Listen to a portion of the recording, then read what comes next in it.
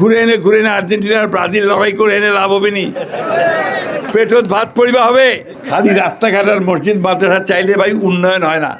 এইটা হচ্ছে উন্নয়ন, নিজের আয় বাড়াইছে, মানুষের আয় বাড়াচ্ছে, এটাই হচ্ছে কাজ। আমার 30টা পরিবার।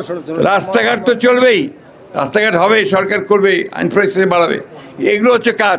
খালি ঘুরে এনে আর্জেন্টিনার ব্রাজিল লড়াই করে এনে লাভ হবে নি, পেটত ভাত পরিবা হবে। তার জন্য ইয়াং জেনারেশনকে ওই দিকে যেতে হবে, ওই উদ্ভাবন করা, ভালো ব্যবসা করা, যাতে করে নিজে ভালো চলতে পারি, বাপের উপরে আপনার বোঝা না হওয়া, আর জমি বিক্রি করে কাজ না করা। ঠিক আছে, জমি বেচছেন নাকি?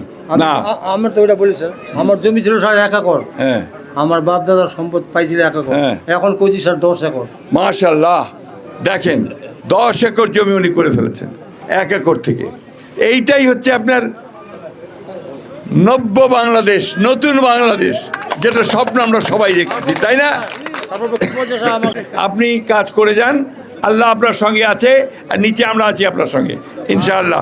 আছে আপনার যত রকম সহযোগিতা ইনশাআল্লাহ আমরা করবো। ধন্যবাদ সকলকে। আমাদের সাংবাদিক ভাইরা এটাকে অত্যন্ত বড় করে জাতির সামনে তুলে ধরবেন, এবং যাতে করে আমরা যারা সরকারি আছি আমরা সুযোগ পাই তার এই প্রযুক্তিকে ছড়িয়ে দেওয়ার জন্য।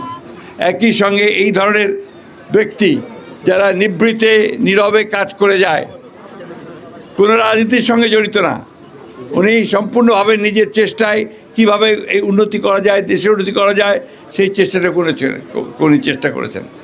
আমি এই জন্য আমাদের শিক্ষিত ছেলেদেরকে বারবার করে বলি যে নিজেরা কিছু করার চেষ্টা করো।